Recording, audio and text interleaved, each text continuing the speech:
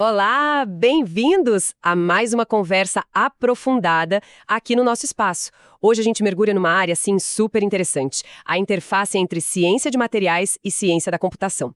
A nossa base é uma dissertação de mestrado bem recente, defendida em 2024, lá no Instituto Federal do Rio Grande do Sul, pelo Newton René Alberto Brustolin.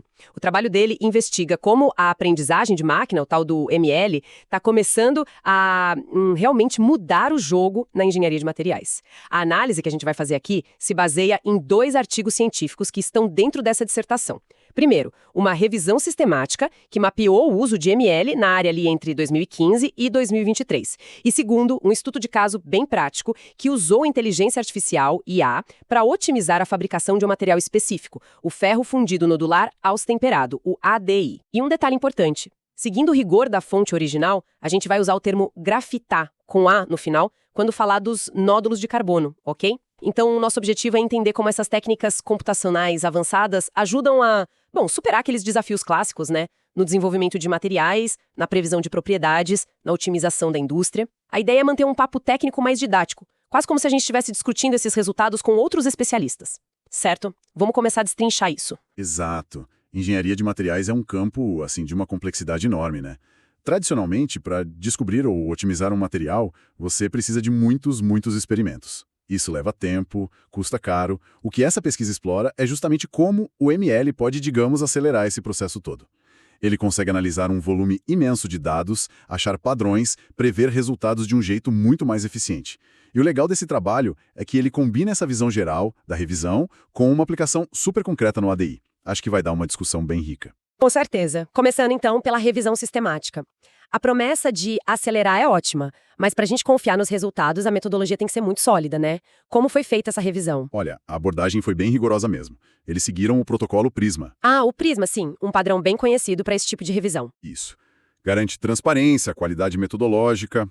A busca cobriu o período de 2015 a 2023, artigos em inglês, português, espanhol, usaram bases importantes como Web of Science, Scopus e Xplore. Os termos de busca foram bem direcionados, né? Coisas como Machine Learning, Deep Learning, Materials Engineering. E o processo de seleção foi em etapas. Começaram com quase 2.500 artigos. Aí foram filtrando por título, resumo, leitura completa. No final, ficaram com 156 publicações, as mais relevantes para análise profunda.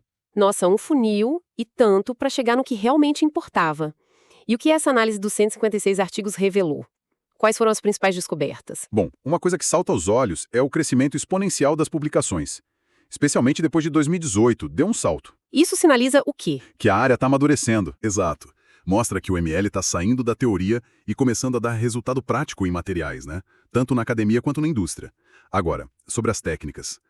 As mais comuns são redes neurais artificiais, as ANNs, certo. Random Forests, que são as florestas aleatórias, Support Vector Machines, SVMs, e mais recentemente o Deep Learning, a aprendizagem profunda. Imagino que não tem uma técnica única que sirva para tudo, né? Depende do problema, dos dados. Exatamente. Cada uma tem seus pontos fortes e fracos nesse contexto.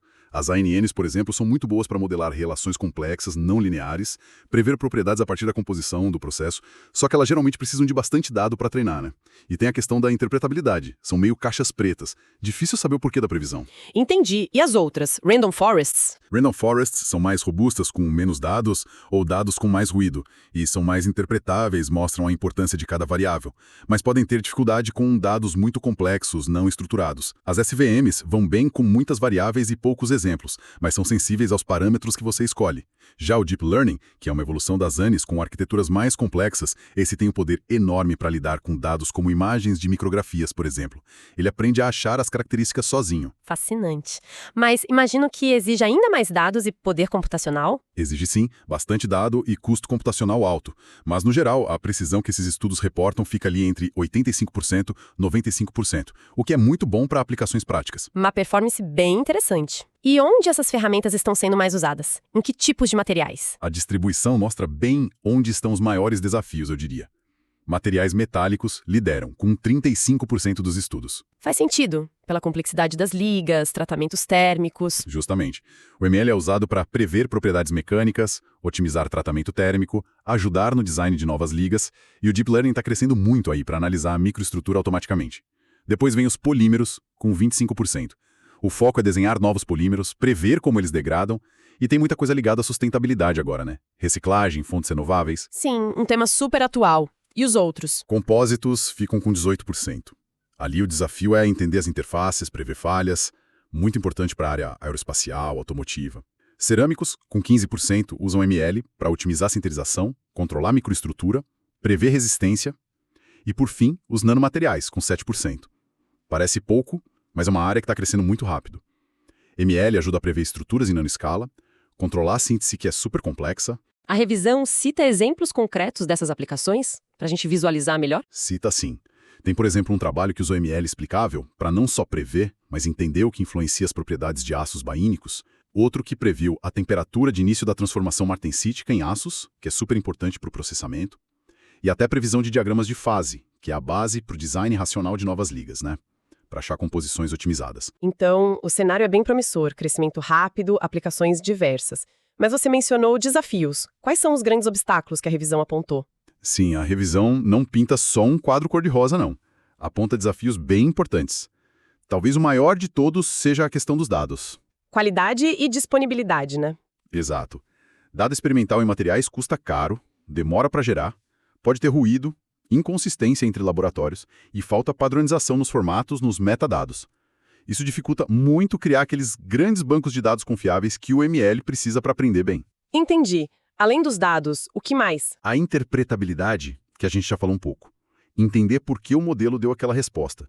Para a engenharia, isso é crucial para confiar e usar o modelo com segurança. Outro ponto é a colaboração interdisciplinar. Precisa que o pessoal de materiais e o pessoal de computação conversem e trabalhem juntos de verdade. Nem sempre é fácil. E por último, a validação. Não adianta o modelo prever algo no computador se não funciona na prática.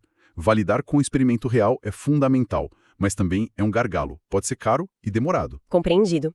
Esses desafios são bem reais e mostram que tem chão pela frente. Mas eles também criam um cenário perfeito para a gente entender a aplicação prática. O segundo artigo, sobre o ferro fundido nodular austemperado, o ADI, parece um ótimo exemplo. Vamos mergulhar nele. O que é exatamente o ADI? Vamos lá. O ADI, ou Austempered Ductile Iron, é um material bem especial. Ele parte de um ferro fundido nodular. Onde o carbono está na forma de nódulos de grafita, certo? Exatamente, nódulos esféricos de grafita. E aí ele passa por um tratamento térmico específico, a austêmpera. O resultado é uma combinação muito boa de propriedades, alta resistência mecânica, boa tenacidade, excelente resistência ao desgaste e geralmente com um custo mais baixo que aços forjados ou outras ligas de alta performance. Por isso é usado em peças que sofrem bastante esforço, né? Isso, tipo virabrequim, engrenagem, peça de suspensão de carro, máquina agrícola. A chave para esse desempenho todo está na microestrutura dele, a chamada ausferita. É basicamente uma matriz metálica com uma mistura super fina de ferrita em forma de agulha, a ferrita acicular, e austenita rica em carbono, que fica estável. E essa matriz envolve os nódulos de grafita. É essa combinação que dá as propriedades do ADI. Muito interessante. E qual o desafio na produção desse material que a IA pode ajudar a resolver, segundo o estudo? O grande desafio que o estudo atacou é o tal do cálculo de carga na fundição, para conseguir aquela microestrutura ausoferítica certinha e as propriedades mecânicas que a norma exige. Tipo a STM A897-897M, que você mencionou. Isso. Para atingir essas normas, você tem que controlar a composição química da liga com muita precisão, antes mesmo de vazar o metal. E isso envolve misturar um monte de coisa. Sucata de aço variada, peças que voltaram da produção, os retornos, ferro gusa e várias ferro-ligas para adicionar níquel, cobre, molibdênio, manganês, silício. O problema é que o preço disso tudo varia. A composição da sucata nunca é exatamente igual. Balancear tudo isso para chegar na composição final certa, com o menor custo e ainda usando reciclados de forma sustentável, é uma otimização bem complexa. Tradicionalmente, depende muito da experiência do metalurgista. Faz total sentido. Um quebra-cabeça com muitas peças móveis. E como a IA entrou para ajudar a resolver esse quebra-cabeça? A pesquisa usou redes neurais artificiais, as ANNs. Foi um processo bem estruturado. Primeiro, eles criaram um software para gerenciar os dados. A gestão dos dados, fundamental, como a revisão apontou. Exatamente.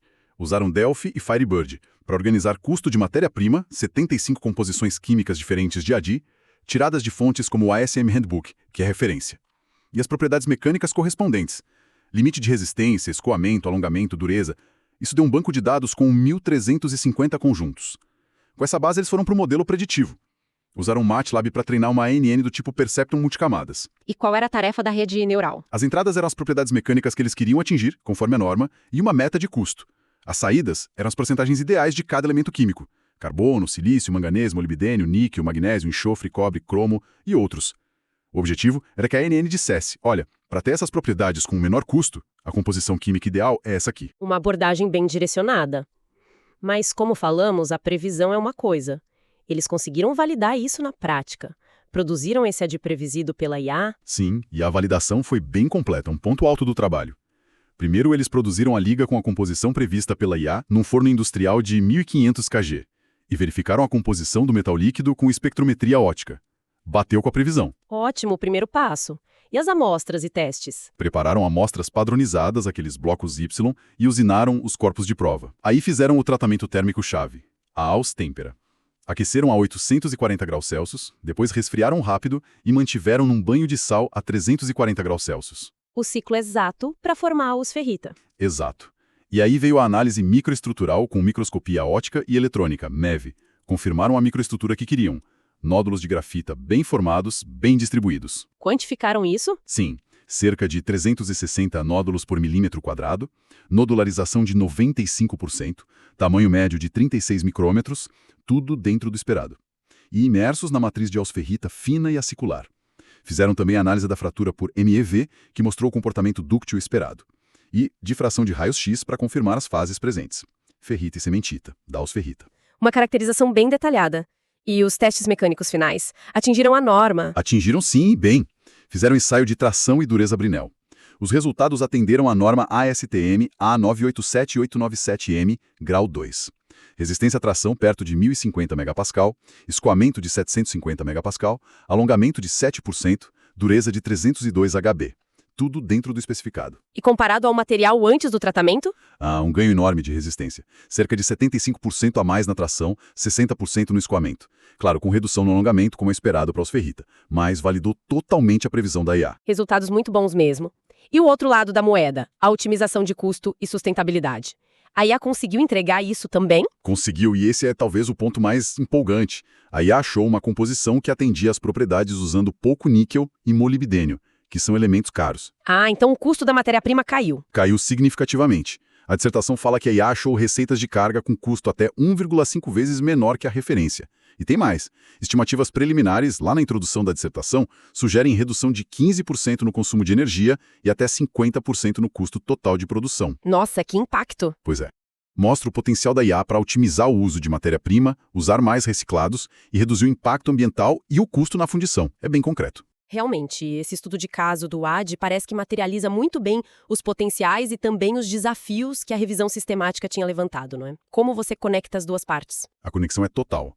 O caso do AD mostra na prática como uma técnica de ML, a ANN, resolve um problema industrial real e complexo, que é a otimização da composição e do custo. Algo muito difícil de fazer do jeito tradicional. Ao mesmo tempo, ele reforça a importância daqueles desafios da revisão. A validação experimental rigorosa foi crucial. A questão dos dados foi atacada com a criação do banco de dados estruturado, e mesmo que não esteja explícito, o sucesso dependeu da colaboração entre gente de metalurgia, fundição, tratamento térmico, materiais e computação. Uma demonstração clara dessa sinergia necessária.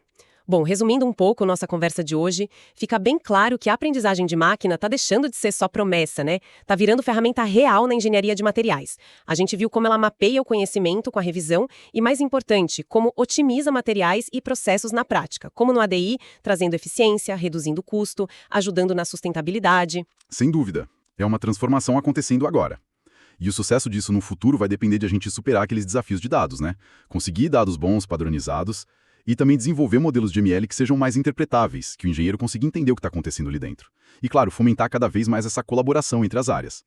O caminho parece ser juntar a IA com o conhecimento físico dos materiais. E isso deixa a gente pensando, se a IA já otimiza tão bem materiais que a gente conhece, como o ADI, qual será o próximo passo? Será que um dia a IA consegue aprender as leis da física e da química direto dos dados para projetar materiais totalmente novos, com propriedades que a gente nem imagina hoje? É uma possibilidade fascinante, né? Mas que também levanta outras questões importantes. Se a IA começa a projetar materiais sozinha, como ficam as questões de responsabilidade, de ética? Quem é responsável se um material desses falhar? Como garantir que esses avanços beneficiem todo mundo? São pontos para a gente continuar pensando e debatendo, com certeza, enquanto essa área avança.